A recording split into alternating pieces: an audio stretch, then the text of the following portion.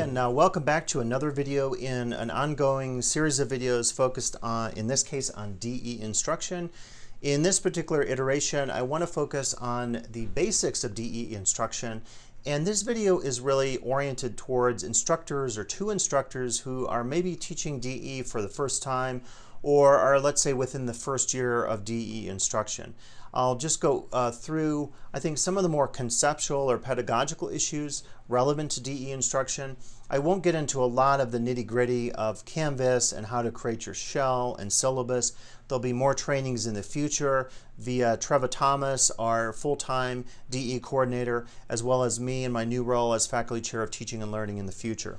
So let's go through some basics of DE instruction. Now, first off, I want to address the pros and the cons, and let me just say in these videos I offer to you, I try to be very honest. I'm a cultural anthropologist. I wrote my dissertation on working in a complex service industry organization during my graduate school days.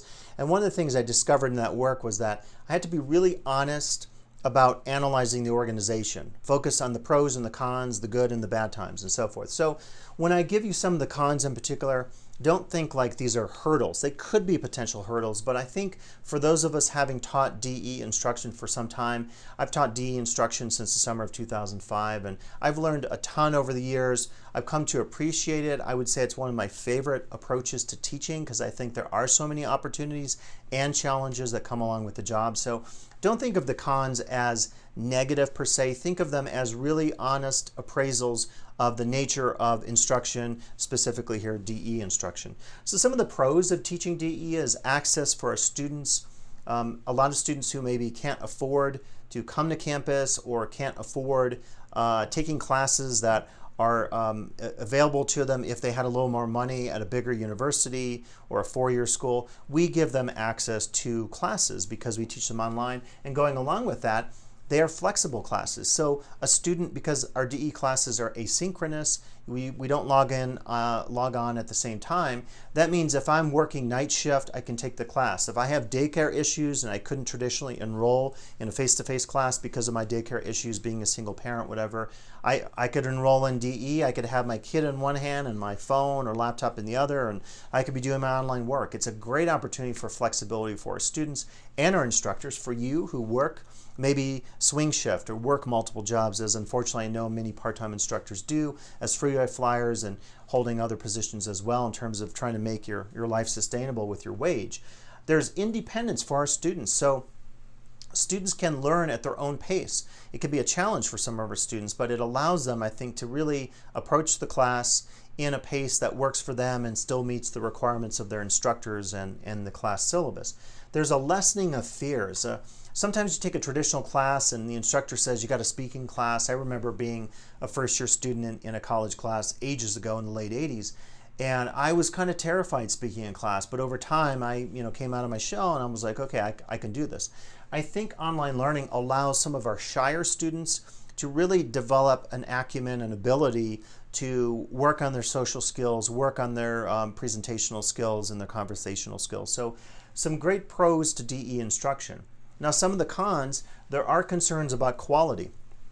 I know some faculty have said to me, like, some of the quality in online class, and some students have said this as well, is not great. And sometimes the instructor isn't there or the students aren't there. There's a lack of instructor or student present to go along with quality concerns.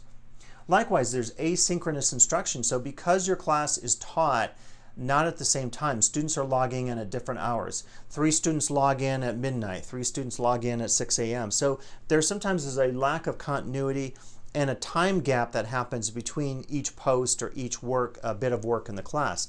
If you have moments of controversy in a class, such as behavioral issues, which I've addressed in some other videos that you should certainly check out, it's a little harder for you as an instructor and even for other students to engage with some of those problematic students or conversations that could develop because of that time lag due to asynchronous instruction. There's an issue of student verification. So a lot of people have said, well, how do I know if a student is logging on, if they are the student they're claiming to be? And some bigger universities have dealt with this, have dealt with even doing, like, talking about retinal scans or thumbprint scanners or something where you could verify that you're logging on to take a test. There's even artificial intelligence programming out there that is apparently very useful that allows me to do a pre-assessment right. It tracks the kind of words I write, the syntactical structure, the time it takes me to write certain things, whether I use a passive or active voice, whether I use certain pronouns or like first person or second person pronouns. And therefore, it can get better at the issue of whether or not the student really is who he or she says he or she is on the other end. It's a challenge though, because I think sometimes if you're doing assignments as a DE instructor, I basically have to do open book tests. We don't do a lot of test proctoring. I know some of our math or stats faculty do some of this, but that requires that the students go to a testing center, log on there, take the exam there, where they're monitored, or they take it on campus at LTCC, and there are cameras a la Big Brother watching them, and it's kind of just a requirement because, again, we don't necessarily have the same luxuries of saying, okay, everyone, you're going to take in my face-to-face class, my exam or quiz from 10 to 11 on Monday, and I'm going to verify, I'm going to walk around the room, make sure no one is cheating or has a crib sheet or whatever. So pretty much I found I have to do open book exams, and we could have some future trainings and conversations about approaches that you might take that are successful or unsuccessful. And lastly, one con could be pedagogy. By this I mean it's sometimes challenging to do some of your traditional teaching techniques that you did in a face-to-face class in the online class. Now, relative to that issue, I've edited some collections in the past, including worked on contributed to the Joys of Teaching Anthropology, and these are actually some former LTCC students here on the front cover. And then this particular book, Strategies in Teaching Anthropology, that I co-edited with Patricia Rice and David McCurdy, now in the 6th edition. And through all 6 editions of this book, we have been collecting teaching techniques. And one of the things I've done as a contributor and editor to this collection, which has been pretty successful with our anthro faculty, is talk about taking some of my traditional face-to-face pedagogical instructional methods and adapting those to the DE online world. And so I think there's an opportunity for us in the future to problem solve some of these approaches. I think we could have some workshops on campus and virtually that get into the issue of how do I take a tried and true technique of teaching in a face-to-face class and adapt it for the virtual classroom. So again, I wouldn't think of these as cons, I would think of these as opportunities for updating and taking your pedagogy to the next level in terms of DE. I've said in some other videos, it's really important to have instructor presence. We'll continue to do some trainings on campus talking about how to increase your instructor presence.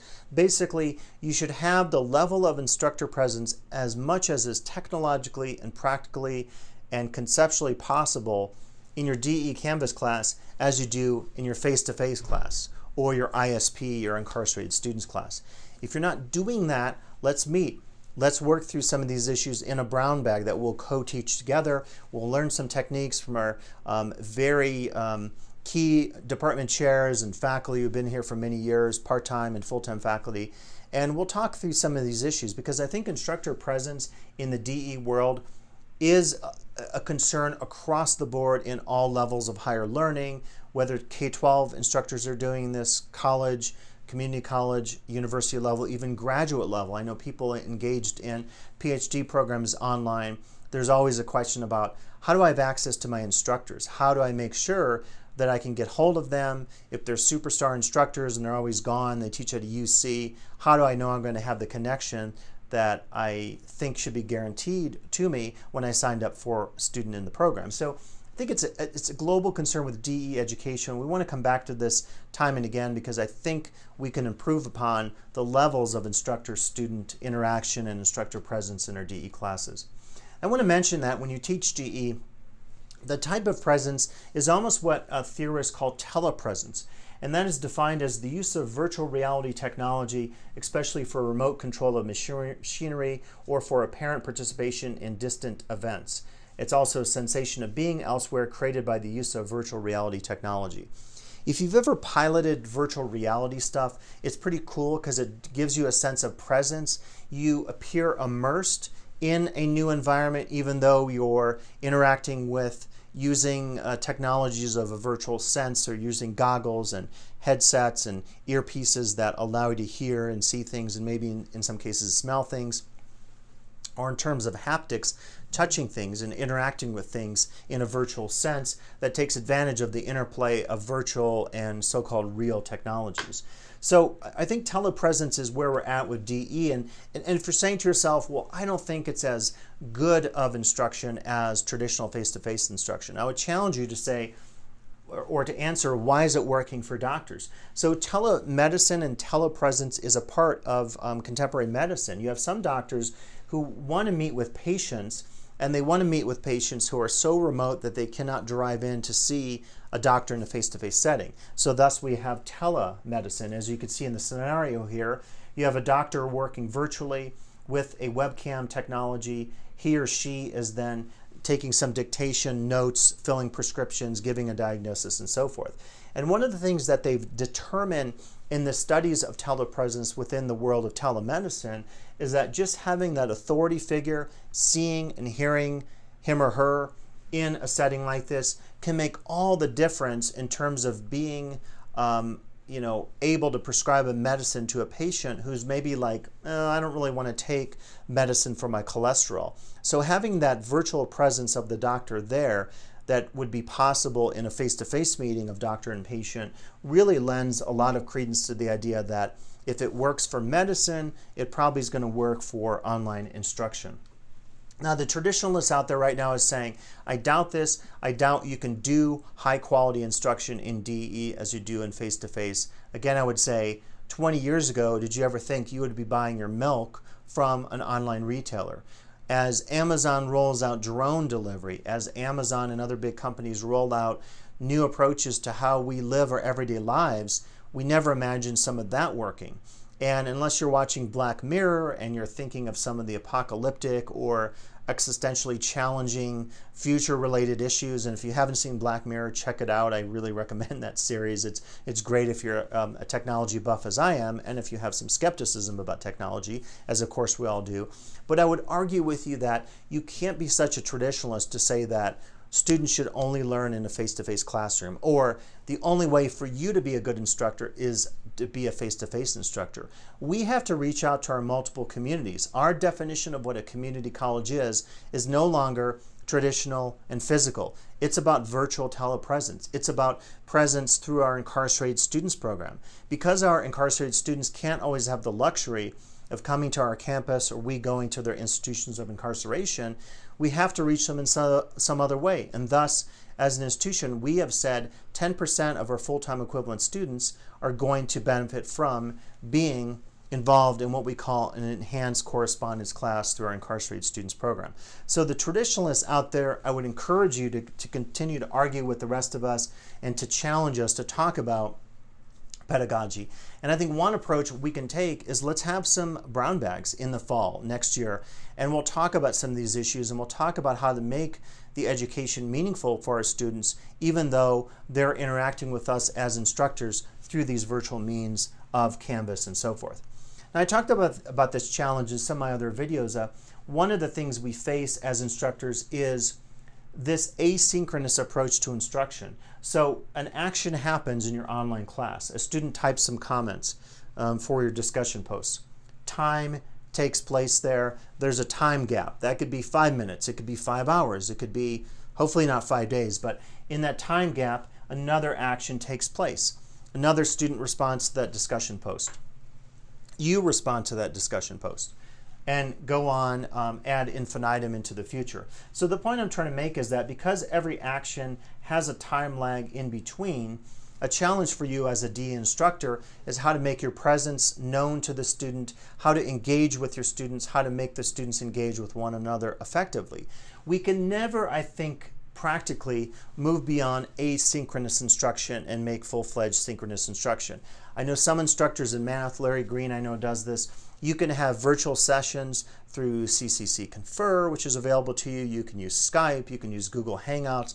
So many great teleconferencing opportunities out there. I use these all the time for my online meetings. They're really pretty cool. You can have a whole group of students. You can raise hands as you would in a traditional class. You can call on students. You can type comments. I really recommend you use some of those technologies. But we're never going to have maybe an opportunity to say you must log in at this time, because the whole point, I think, of DE instruction is to allow students access and flexibility in terms of taking the class. So as a result, you have to be creative. We have to all be creative and problem solve together within our disciplines and our departments in terms of opportunities for dealing with the asynchronous nature of DE instruction and making sure it's still as effective as our traditional instruction is.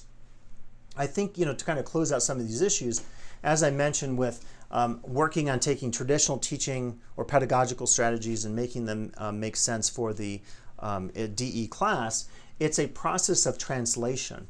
And I would say you have your discipline you teach in, and then you translate your disciplinary materials and contexts and approaches and theories and practices through DE, and then that becomes an effective pedagogical approach. So I think it really is a challenge we all face. And I would say to you that teaching in DE is different, but it's also similar.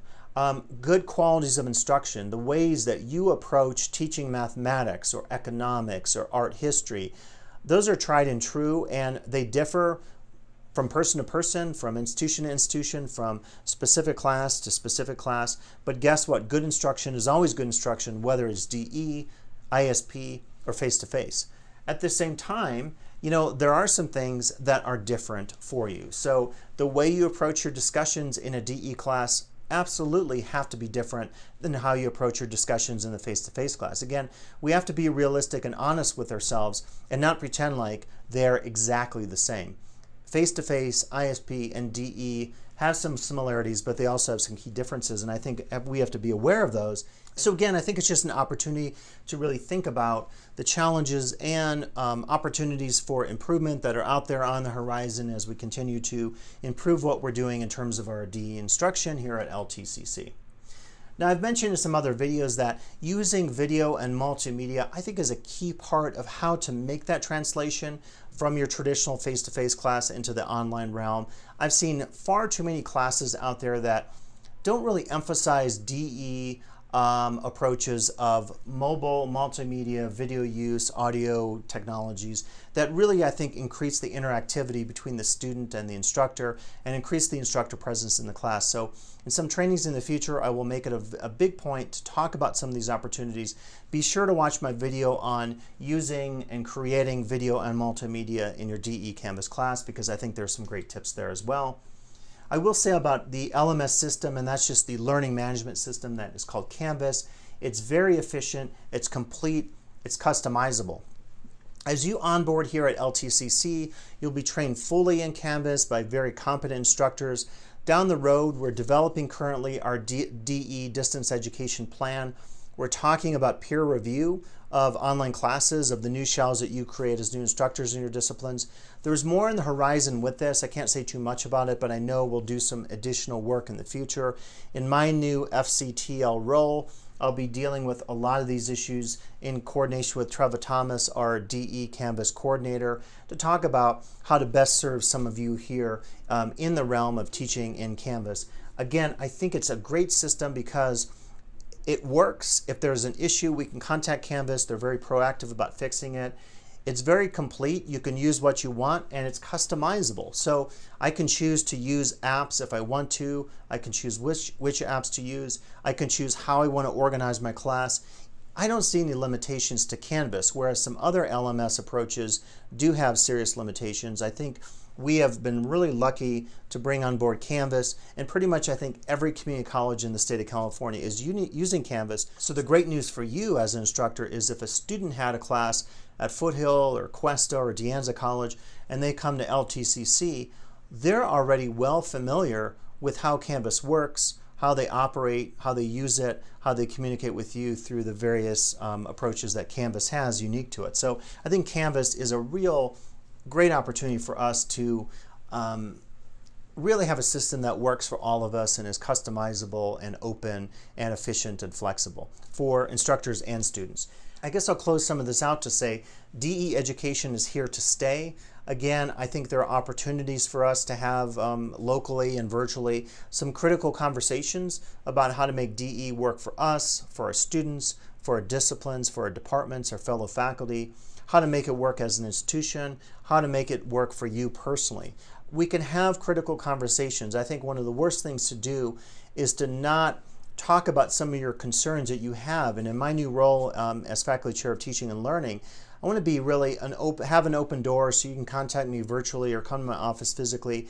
We can do some workshops, we can have some trainings, because really it's a great opportunity to talk critically about how to make DE instruction more meaningful for all of us, as opposed to pretending or not having conversations that maybe we really want to have, but we're afraid that they are taboo conversations. I'm showing you some examples here of how DE is maybe here to stay. There are colleges and K-12 districts talking about doing online physical education. This article's title is "It's a Real Thing, and it's Reinventing South Carolina Gym Class." Now you might say, maybe like I mentioned earlier about telepresence with virtual medicine, well, I don't think PE should be taught virtually. Well, I would challenge you to ask yourself, why is it that companies like Peloton, who have very successful virtual cardio classes, spin classes, now they're getting into treadmills, and they have trainers who are live virtual trainers, again through telepresence, in studios in New York City and elsewhere, interacting with students as they engage in stretching, as they engage in workout, and doing things safely and efficiently and so forth. How is it working for them, and why can't we make it work for us in terms of even thinking about virtual or distance education PE classes? I'm not suggesting for you PE faculty out there that we're moving in that direction, not at all saying that. All of this happens at the departmental level through conversations with our instructional administrators, but I'm saying there is a future, and the future is now in terms of what's going on. Should we be cautious about the future of virtual technologies and pedagogy and instruction? Absolutely. Again, my reference point to you fictionally would be the great series Black Mirror that you can check out on Netflix. Black Mirror, I think if you watch any of those episodes, 1 or 2, we should be cautious about the future, but we should also engage the future, because we don't want to be outpaced by the future in terms of other institutions doing what we need to be doing in terms of some of our DE teaching. Maybe some questions about what LTCC is doing. Again, there'll be more conversations in the future as we roll out initiatives. We'll do videos, we'll do a very wide communicational sweep in terms of letting all of you know. There's a lot on the horizon. We continue to be very proactive with what we do with our DE instruction with Canvas. We continue to interact with the Canvas folks, with the folks at the statewide chancellor's office through @ONE, through the OEI initiative, through Open Educational and ZTC, Zero Textbook Cost Resources. We have on-campus conversations about this. We will continue to be active at the state level, and our board and our administration and our faculty chairs are always active in these conversations about how to make DE instruction here at the college more meaningful and powerful for us and for our students and our classified staff. So more to come. And again, I really want to stress this with you. The approach I take as a cultural anthropologist, it's kind of in my DNA as a researcher, as an instructor of over 25 years in the social sciences, as a department chair, as doing a lot of other roles, is I'm all about honesty, being a straight shooter, and having open and honest conversations. I never want you to think in terms of my new role that you can't ask me a question, or you can't come into my office and say, hey, I really have a question about DE teaching. I really think I am a traditionalist and I don't think it's really going to work for my discipline. I would just say to you, come in my office. Let's connect on Skype. Let's connect via email, however you want to have a conversation. And let's have some dialogue, because I am not closed-minded about these issues, and I hope you're not as well. So we can really think about how to approach some of these topics collaboratively in the future, but by all means, let's be honest and having some open and effective conversations about how to make DE instruction work for us in whatever discipline we happen to be teaching. As I said earlier many times, there'll be more trainings to come, physically and virtually, through my new role as faculty chair of teaching and learning, so I hope you'll take advantage of those. I will connect with all of you as more of those trainings come on board, and really, as I say, whether you're a new DE instructor and you've just onboarded through our various processes here at the college, or you're someone who's been teaching for us for a year or two, continue to engage with your other instructors, continue to have conversations about how to make DE education more valuable for yourself and for your students going forward. So good luck, and I'll be in touch with you with future videos to come.